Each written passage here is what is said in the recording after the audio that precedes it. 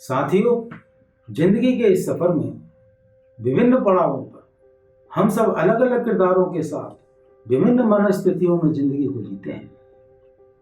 सफर के इन पड़ावों पर नए मिलन, नए सृजन के साथ हम नई जिम्मेदारियों, नई प्राथमिकताओं और नए मकसदों को तय करते हुए निरंतर बदलती हुई मनोस्थितियों में डूबते उभरते रहते हैं। यह मनस्थितियां हमारे भीतर नए नए जज्बातों को जन्म देती रहती हैं। पिता बनने पर भावनाओं और विचारों की इसी उतार चढ़ाव को व्यक्त करती हुई मेरी यह कविता आपके समक्ष प्रस्तुत है। आशा है आप भी इसे कहीं ना कहीं अपने ही करीब पाएंगे। कविता का शीर्षक है मनस्थिति। यह क्या हुआ, शायद कुछ बदल गया, शायद मेरी परिभाषा बदल गई, या फिर मेरी जिंदगी मुझ पर ही हंस गई।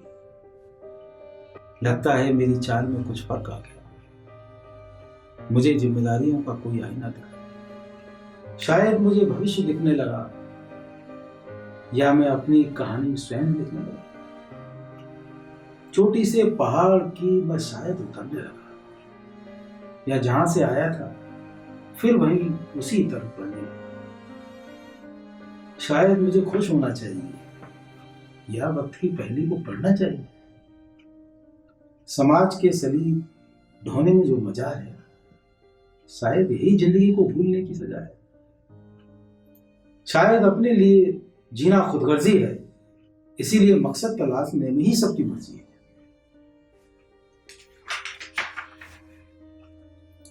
वैसे तो कभी कभी लगता है ये सब छलावा है, जिंदगी का कोई फिर नया पहनावा है, लेकिन शायद यही नियति है जिसे जिंदगी हंसते हुए सहती है।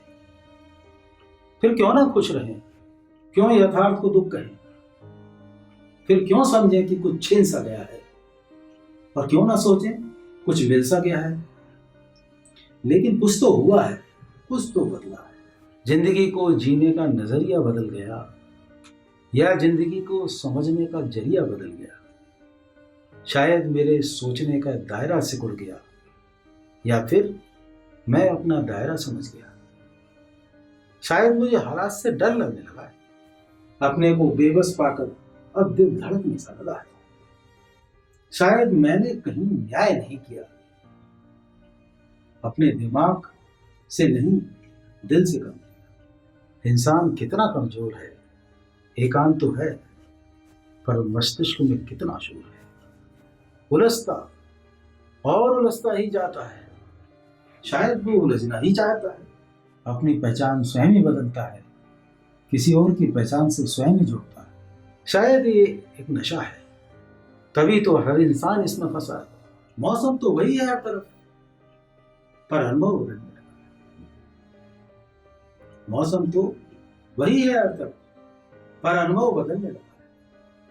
शायद ये जाल हमने ही बुना है, जिसे ओढ़कर हम उसमें फंसना चाहते हैं। फिर भी जाल और मौसम और हालात ये मुझसे जुड़े भी हैं, और मैं इनसे अलग भी हूं।